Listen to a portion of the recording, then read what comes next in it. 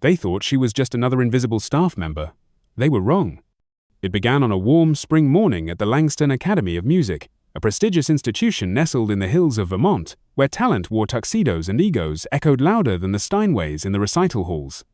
This was a place where names mattered, last names, especially, and where anyone not listed on the conservatory's donor wall was treated like background noise. Evelyn Carter was part of that background.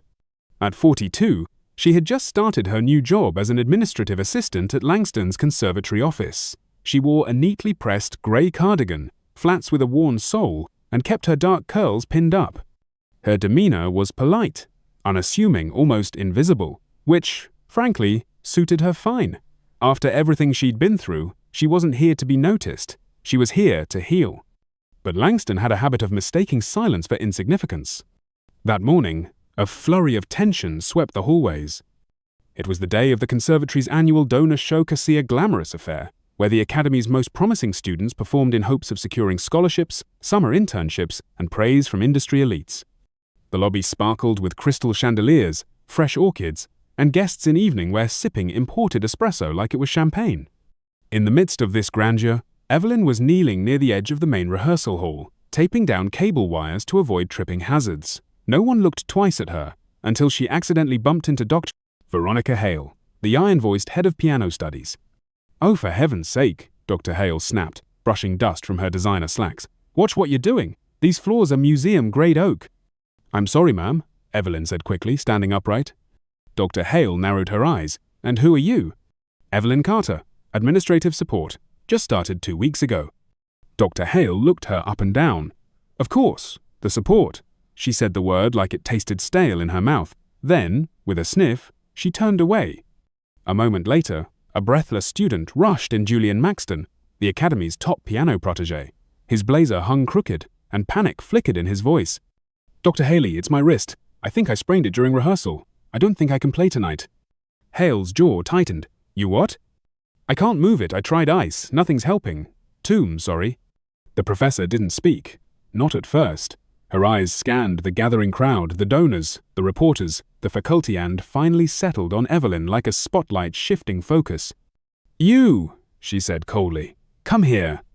Evelyn stepped forward, confused. "Can you play piano?" "I?" She hesitated. "Yes, some." "Good. You'll take Julian's place." "What?" Evelyn blinked. "I'm not." "Tonight's program is non-negotiable. The Liszt Bellini Fantasia is the closing act. It's what the Langstons came to hear. Do you know the piece?" There was a long pause. Too long. "I'm familiar with it." "Then you'll play it," Hale said, already turning away. "Put something decent on, and try not to embarrass us." The room buzzed. Several students exchanged glances. One whispered, "Is this a joke?" "She's a secretary," another sneered. "I bet she doesn't even know how to read a treble clef." They laughed. The kind of laughter that doesn't just humiliate, isolates. But Evelyn didn't respond. She didn't flinch. She simply turned, walked out of the room, and shut the door behind her. Alone in the backstage corridor, she exhaled slowly. The Liszt Bellini, of course, a famously technical piece, 8 minutes of virtuosity, full of cascading runs, octave jumps, and tremolos that could snap a tendon if you weren't careful. It was the kind of showstopper meant for young prodigies with perfect hands and nothing to lose. Not for someone like her, not after what happened 5 years ago. But still, she didn't say no. Back in the auditorium, the whispers grew. "Did you see her hands? They're not even shaped like a pianist's. I heard she used to work as a receptionist in Albany. I bet she can't even get through the arpeggios." By the time the intermission lights dimmed, Evelyn had become a punchline. No one knew the truth, not yet. Not about the concert halls of Berlin.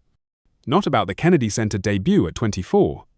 Not about the night she vanished after a freak accident fractured both her wrists, or how the tabloids hounded her until she disappeared from the public eye. Not about who she really was. But they were about to find out.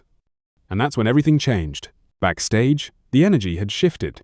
There was a strange hush beneath the chatterers, if something unseen was slowly waking up in the walls of Langston. Evelyn stood alone in the green room, dressed in a simple black blouse and flowing skirt. She had declined the offer of a more elaborate concert gown. She didn't need sequins to be heard. In her hand, she held the faded sheet music for the Liszt Bellini Fantasia. Not because she needed it, she could play the piece from memory, but because it kept her fingers moving, kept the nerves at bay. She flexed her right hand, the knuckles cracking softly. 5 years ago, this same hand had been crushed between the weight of a collapsing lighting rig during a backstage accident in Vienna. The surgeons had said she'd never play again. She had believed them until she didn't.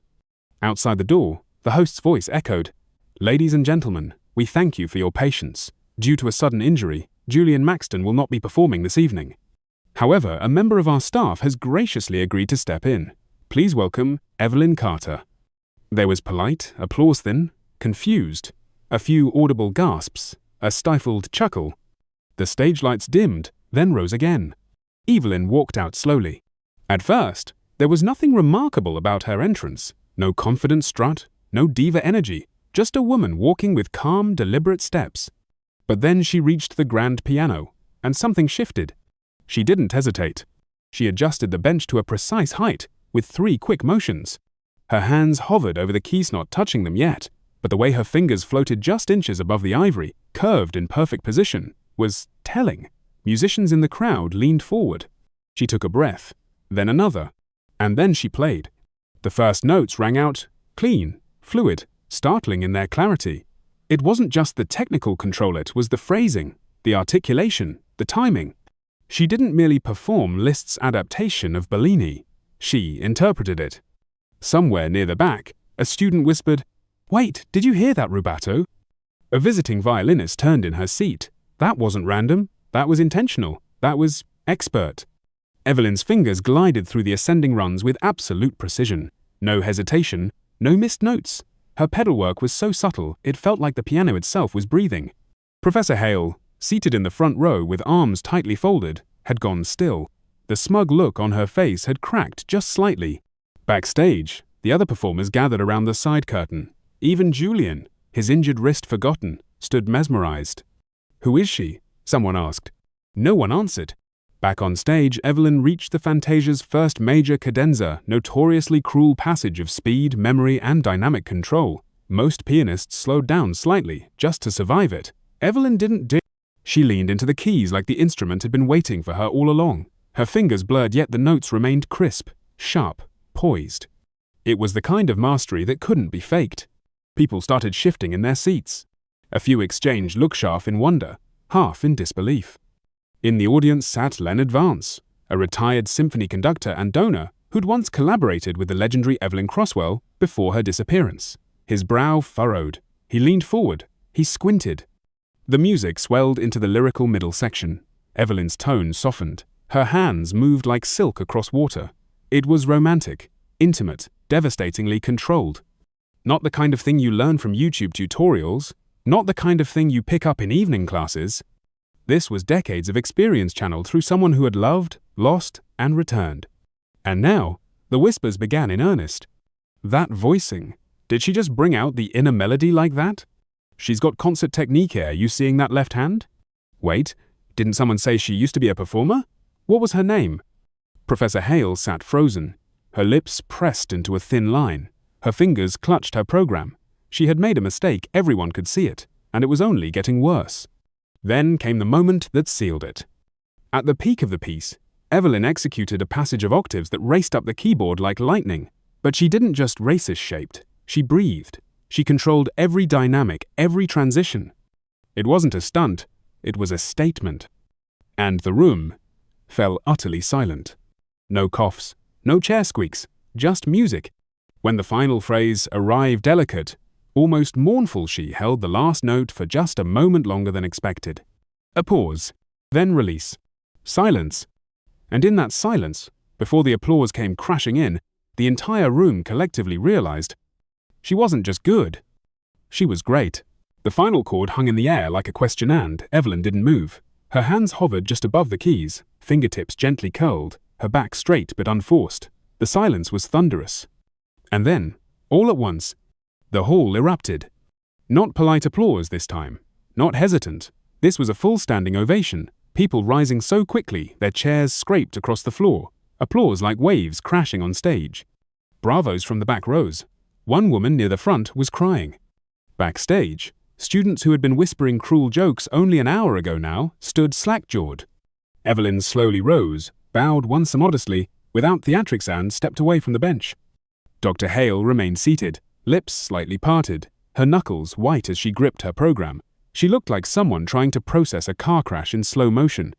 Professor Marcus Linfield, another faculty member known for his dry wit, leaned toward her and muttered, "Veronica, who exactly is your assistant?" She didn't answer. Near the aisle, the silver-haired man who had been watching intently stood and addressed those around him.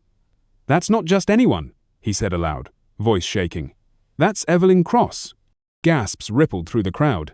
A younger cellist blinked. "Wait, Evelyn Cross? The Evelyn Cross? I thought she retired after that accident in Vienna." "She disappeared. People said she moved to Canada, or stopped playing altogether."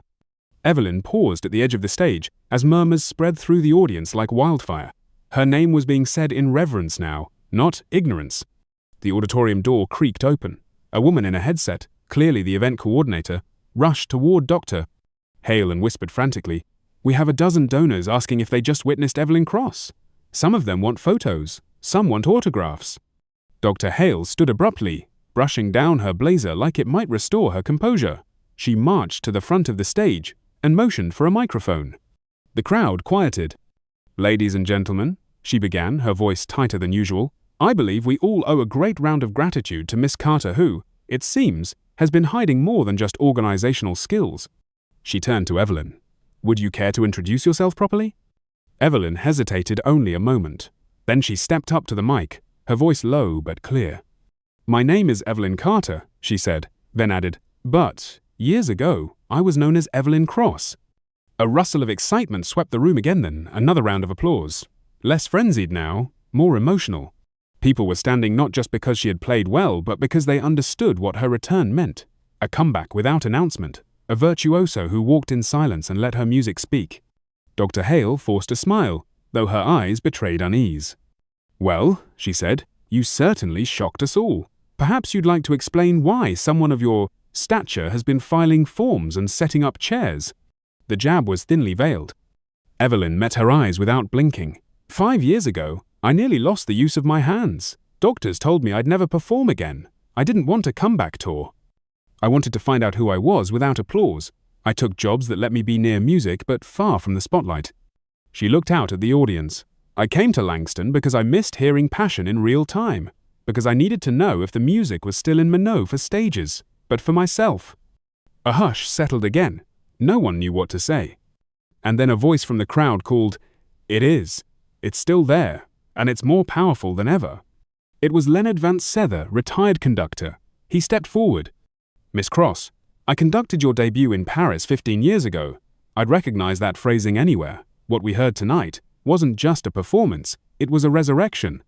Evelyn smiled, quietly. Vance turned to Dr. Hale. "Why isn't she teaching here, or headlining, or mentoring your students?" Dr. Hale flinched. "That's something we're discussing internally." "Really?" Vance raised an eyebrow. "Because it looks like you stuck one of the greatest pianists of our time behind a desk with a label maker." Laughter broke out soft but knowing. Dr. Hale flushed. Professor Linfield stood and spoke up, clearly eager to save face. "Perhaps we made assumptions. Ones we'll be correcting immediately." Evelyn turned away from the mic and began walking down stage, where several students, including Julian, had gathered near the wings. He looked at her with a mixture of awe and guilt. "I had no idea." "You weren't supposed to," she said gently. "You needed to believe I was no one, and maybe I needed that too. Will you teach us?" Evelyn looked past him, toward the grand piano, still glistening under the lights, then back to him. "Maybe," she said, "but only if you play for the right reasons. Not for applause, not for careers, but because the music gives you something nothing else can." Julian nodded, blinking back emotion. And in the audience, people were still rising to their feet, not to leave but to applaud once more. This time, it wasn't a surprise. It was a recognition. A week had passed since the night Langston Academy learned Evelyn Carter's true name. In that time, things had changed, but not in the ways people expected. The dean's office, embarrassed and eager to correct course, offered her a full professorship overnight. They proposed naming a new masterclass series in her honor. Professor Linfield suggested a full recital, featuring only her performances, with guest invitations to critics from The Times, The Post, and the European press. Dr. Hale, once rigid with superiority, now addressed Evelyn with overly sweet deference. Miss Crossery, Professor Crostow, let me know if you'd like to redesign the curriculum. We're completely open to your pedagogical vision. But Evelyn didn't rush to accept anything. She took her time, observing. The same people who once looked through her now waited for her approval. It would have been easy to gloat, to make them grovel, but Evelyn didn't need that. She wasn't here to punish anyone. She was here to rebuild something deeper. Her purpose. One afternoon, as she sat alone in the now reverent green room, Julian knocked lightly on the door. "May I come in?" he asked. Evelyn smiled. "Of course." He stepped in, carrying a stack of sheet music, his movements more confident than before, but not cocky. "I've been working on what you said about not playing for applause, about letting the music speak." "Good," she replied. "What have you learned?" Julian sat at the upright piano in the corner and began playing the Fantasia again, but slower this time, with more breath, more space between the phrases. When he finished, he turned to her, a little shy. "I tried to play it like it mattered, not just like it was hard." Evelyn nodded. "That's where real music begins, not in technique, but in truth." He looked down, hesitated, then said, "When I first saw you backstage, I thought you were just some office lady." "I was," Evelyn replied. "No, I mean, I didn't see you. I didn't even want to." She didn't respond immediately. Then, "That's what people do when they're scared. They judge quickly, they laugh. It's easier than looking deeply, but sometimes the very person we dismiss is the one with the map." Julian's eyes were wide. Evelyn stood, smoothing her blouse. "You have potential, but don't waste it trying to impress people like Hale. They'll always move the finish line." "Then who should I play for?" She didn't hesitate. "For the part of you that feels most alive when the music happens." That evening, Evelyn met with the Academy board. She declined the public concert, the honorary plaque, and the gala celebration they'd planned in her name. "I'm not interested in reclaiming a stage I never wanted to begin with," she said simply. "What do you want?" one board member asked. "I want to teach, quietly, carefully, to the ones who listen with their whole being, not for prestige, but for purpose." The room fell quiet, and then, slowly, they nodded. A month later, a new program quietly launched at Langston, the Listening Studio, founded and directed by Professor Evelyn Cross. No posters, no promotions. Just a small room with old wood floors, a single Steinway, and a waiting list filled with students who had stopped chasing star demand, started chasing truth. The first to enroll was Julian. But he wasn't the last. Even some faculty asked to audit her sessions, though she never said yes immediately. She made them wait, not out of pride but to see if they were ready to listen. Dr. Hale, she never apologized directly, but she stopped interrupting Evelyn in meetings. She stopped pretending, and once, quietly, Evelyn found a typed note tucked under her door. "I mistook silence for lack, but you taught us that silence can be strength. I'll be different." She didn't sign it. She didn't need to. On her final day as Evelyn Carter on the HR roster, a student asked her why she'd never told them who she was. She thought for a moment, then said, "If I'd told you I was a virtuoso, you'd have watched me, but because I said nothing, you had to listen." And then she smiled. The kind of smile that says everything and nothing. The kind that lingers in memory. The kind that doesn't ask for applause. It simply leaves you changed. Greatness doesn't always wear a spotlight. Sometimes it waits in the quiet until the moment the world is finally ready to hear. Have you ever misjudged someone, only to be humbled by their truth?